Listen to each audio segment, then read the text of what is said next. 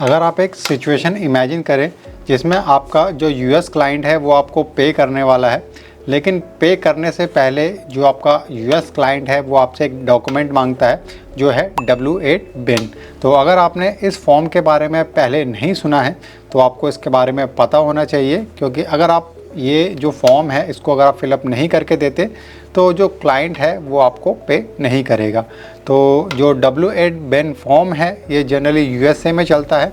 तो अगर आप किसी यूएस क्लाइंट के साथ काम कर रहे हैं तो इस फॉर्म की नॉलेज आपको होनी चाहिए, अदरवाइज़ हो सकता है कि आपकी जो पेमेंट है वो क्लाइंट ना करे। तो आज का हमारा जो वीडियो होने वाला है वो W8 बिन के बारे में ही होने वाला है कि जो W8 बिन है उसको किस तरह से फिलअप किया जाता है और किन किन चीज़ों का आपको ध्यान रखना चाहिए और किस किस को जो W8 बिन फॉर्म है वो फिलअप करना चाहिए। हेलो एवरीवन, मेरा नाम उमेश गोस्वामी है और मैं पिछले 15 सालों से अकाउंटिंग के प्रोजेक्ट हैंडल कर रहा हूं और पिछले 7 सालों से मैं एज ए फ्रीलांस अकाउंटेंट भी काम कर रहा हूं। तो आज का हमारा जो वीडियो है वो W8 बिन के बारे में होने वाला है कि अगर आप W8 बिन फॉर्म फिलअप करना चाहते हैं या अगर आपका जो क्लाइंट है उसने आपसे W8 बिन फॉर्म के बारे में पूछा है तो कैसे आप उसको फिलअप करेंगे। इसके अलावा अगर आप फ्रीलांस अकाउंटिंग से रिलेटेड इंटरनेशनल अकाउंटिंग सॉफ्टवेयर सीखना चाहते हैं तो आप हमारी जो सॉफ्टवेयर की प्लेलिस्ट है उसको आप देख सकते हैं, जिसमें आप जो क्विक बुक्स की प्लेलिस्ट है उसको आप देख सकते हैं और इसके अलावा जो ज़ेरो की प्लेलिस्ट है उसको आप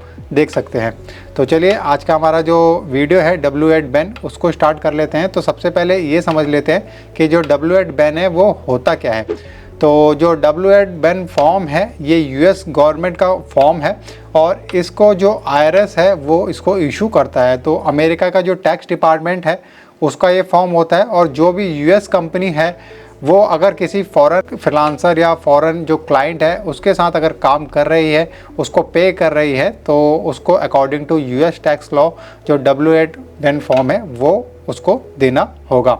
तो सबसे पहले तो आपको ये कंफर्म करना होगा कि जो पर्सन है जो काम कर रहा है वो यूएस सिटीजन नहीं होना चाहिए जो भी इस फॉर्म को फिलअप करेगा। तो जो यूएस का सिटीजन नहीं है वो W8 बिन फॉर्म को फिलअप करते हैं। तो अगर जो पर्सन है जिसको पे किया जा रहा है वो अमेरिका का अगर सिटीजन है तो उसको टैक्स लगेगा, और अगर कोई पर्सन जो यूएस का सिटीजन नहीं है और W8 बिन फॉर्म देता है तो उसको टैक्स मोस्टली केसेस में नहीं लगता।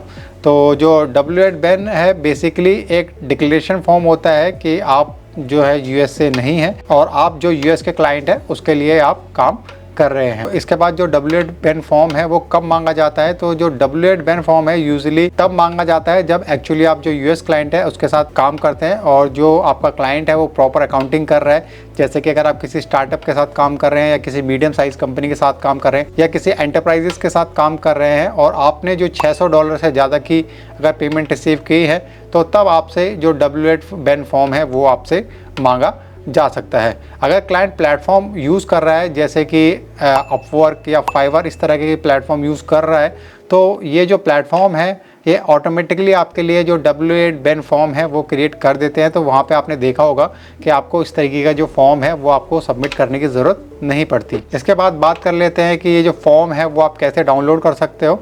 तो अगर आप ये जो फॉर्म है उसको आपको डाउनलोड करना है तो गूगल पे आपको टाइप करना है IRS W8 बिन फॉर्म और उसके बाद आप जो IRS की वेबसाइट है irs.gov उस पर आप चले जाओगे और वहाँ से आप जो आपका तीसरा स्टेप होगा वो ये होगा कि आप जो फॉर्म है उसको आप इजीली डाउनलोड कर सकते हो। तो काफ़ी आसान है डाउनलोड करना और इसके लिए आपको कुछ भी पे करने की ज़रूरत नहीं पड़ती। तो फॉर्म कुछ इस तरीके का होता है कि उसमें अगर हम पार्ट 1 की बात करें तो उसमें जो पार्ट 1 है वो पर्सनल इन्फॉर्मेशन होती है। उसके बाद जो पार्ट 2 है उसमें जो टैक्स ट्रीटी क्लेम है उसके बारे में आपको बताना होता है। उसके बाद पार्ट 3 में आपको जो सिग्नेचर है वो आपको देने होते हैं। तो यहाँ पे मैं आपको जो हमारा लाइव फॉर्म है उसको किस तरह से फिल किया जाता है उसके बारे में आपको बता दूँ। इसके बाद जो पार्ट 1 है जिसमें जो आइडेंटिफिकेशन होती है जो बेनिफिशियल ऑनर है तो उसमें सबसे पहले आपके जो आती है वो आती है लाइन 1। तो लाइन 1 में आपको नेम ऑफ़ द इंडिविजुअल आपको डालना पड़ता है कि इसमें जो बेनिफिशियल पर्सन है जो ऑनर है वो कौन है। तो यहाँ पे आपका जो पूरा नाम है वो आपको लिखना चाहिए, बिल्कुल वैसे ही आपको आपका नाम लिखना है जैसा कि आपके पासपोर्ट पर है। जैसे कि अगर आपका जो पासपोर्ट है उस पर आपका नाम राहुल शर्मा है तो पूरा आप जो नाम है वो आप लिखेंगे। उसके बाद जो लाइन 2 है उसके अंदर आपको जो कंट्री ऑफ सिटीजनशिप है वो आपको मेंशन करनी होती है। जैसे कि अगर आप इंडिया से हैं तो आप जो इंडिया है वो आप मेंशन करेंगे। उसके बाद जो लाइन 3 है उसमें आप जो आपका परमानेंट रेसिडेंट एड्रेस है वो आप मेंशन करेंगे। यहाँ पे आप अपना जो इंडियन होम एड्रेस है वो आप मेंशन कर सकते हैं, और वही जो आपके ऑफिशियल डॉक्यूमेंट पे अवेलेबल है। जैसे कि फॉर एग्जांपल अगर आप ग्रीन पार्क में रहते हैं न्यू दिल्ली में, तो आप 42 green park colony new Delhi 110016 India, इस तरीके से आप डाल सकते हैं। और यूएस का एड्रेस आपको बिल्कुल भी नहीं लिखना है। इसके बाद जो लाइन 4 है उसमें आप जो मेलिंग एड्रेस है वो आप डाल सकते हैं। अगर मेलिंग एड्रेस सेम है तो उसको आप छोड़ सकते हैं, और डिफरेंट है तो वो आप लिखो। इसके बाद जो लाइन 5 है उसमें आप जो यूएस टैक्स पेयर की जो आइडेंटिफिकेशन नंबर है, जैसे social security number, IT number, तो ये आपको इसमें भरनी होती है। तो इस फील्ड को आपको बिल्कुल भी ब्लैंक छोड़ देना है, क्योंकि आपके पास जो यूएस टैक्स नंबर है या फिर सोशल सिक्योरिटी नंबर आपके पास नहीं होगा। उसके बाद आती है आपकी लाइन 6 से। तो लाइन 6 से जो आपकी है उसमें आप जो फॉरेन टैक्स आइडेंटिफाइंग नंबर है, तो यहाँ पे आप अपना जो इंडियन पैन कार्ड का जो नंबर है वो आप लिख सकते हैं। इसके बाद जो आती है आपके, वो आती है लाइन 6B। तो लाइन 6B में आप जो आपका चेक बॉक्स है उसमें अगर तुम्हारा जो पैन कार्ड आपके पास नहीं है तभी ये जो बॉक्स है उसको आप टिक करो। नॉर्मली पैन सभी के पास होता है, तो ये जो बॉक्स है उसको आप छोड़ सकते हो। उसका लाइन 7 पे आपका रेफरेंस नंबर है, तो ये ऑप्शनल है, इसको आप छोड़ सकते हो। उसके बाद जो लाइन 8 है उसमें आप आपकी जो डेट ऑफ बर्थ है वो आपको फिलअप करनी होती है। तो आप अपनी जो डेट ऑफ बर्थ है उसको आप लिखो, लेकिन यूएस फॉर्मेट में आपको लिखनी है। दैट मीन्स कि यूएस फॉर्मेट का मतलब आपको पहले मंथ लिखना है, फिर डेट लिखना है, फिर उसके बाद आपको ईयर लिखना है। उसके बाद पार्ट 2 आ जाता है, उसमें आपको जैसे claim of tax treaty benefit, तो यहाँ पर काफ़ी इम्पॉर्टेंट यहाँ पे आपको ध्यान रखना होता है। और इसके बाद जो पार्ट 2 है इसको आपको काफ़ी ध्यान से फिलअप करना होता है।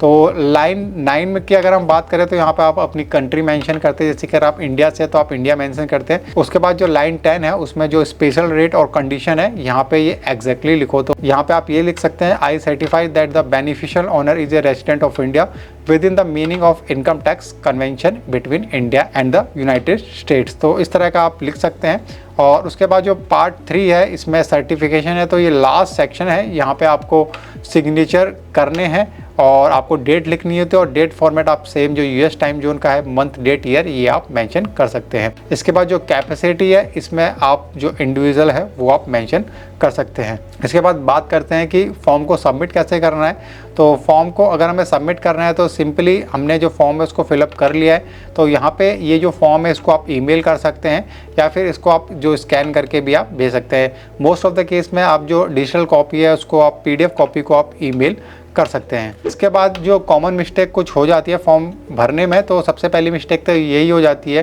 कि जो परमानेंट एड्रेस है उसमें काफ़ी लोग जो यूएस का एड्रेस है वो आप मेंशन कर देते हैं। तो यहाँ पे आपको जो इंडियन एड्रेस है वो आपको मेंशन करना है। उसके बाद दूसरे नंबर पे जो SSN या IT नंबर फील्ड है वो आपको बिल्कुल फिलअप नहीं करना है, उसको आपको ब्लैंक छोड़ना है। इसके बाद जो तीसरे नंबर पे मिस्टेक है उसमें अगर आप जो यूएस का डेट फॉर्मेट अगर आप नहीं लिखेंगे तो आपका जो फॉर्म है वो गलत हो जाएगा। तो इन जो मिस्टेक्स है इनको आप अवॉइड करें। इसके अलावा आई होप कि अभी आपको समझ में आ गया होगा कि किस तरह से जो W8 बिन फॉर्म है उसको भरा जाता है। और अगर आप लाइव आके फ्रीलांसिंग सीखना चाहते हैं, आप एक बिगनर हैं या फिर आपके कुछ क्वेश्चन है, तो आप हमारा जो फ्री ट्रेनिंग सेशन है उसको आप अटेंड कर सकते हैं। फ्री ट्रेनिंग सेशन को अटेंड करने के लिए जो लिंक है वो आपको डिस्क्रिप्शन में मिल जाएगा, तो आप फॉर्म को फिलअप कर सकते हैं। उसके बाद जो हमारे लाइव जो फ्री सेशन है उसको आप अटेंड कर सकते हैं, उसके जो मैसेजेस हैं वो आपको आ जाएंगे। तो अब आप जो आपकी फ्रीलांसिंग की जर्नी है, या तो आप हमारी जो वीडियोस हैं, जो यूट्यूब पे वीडियोस हैं उसके थ्रू आप स्टार्ट करें, या फिर हमारी जो लाइव क्लासेस है उसमें भी आके आप स्टार्ट कर सकते हैं। तो आई होप कि आज का वीडियो आपको अच्छा लगा होगा। अगर आपको वीडियो अच्छा लगा तो आप वीडियो को लाइक कर सकते हैं और हमारे चैनल को सब्सक्राइब कर सकते हैं। तो मिलेंगे अगले वीडियो में। Keep hustling, keep learning.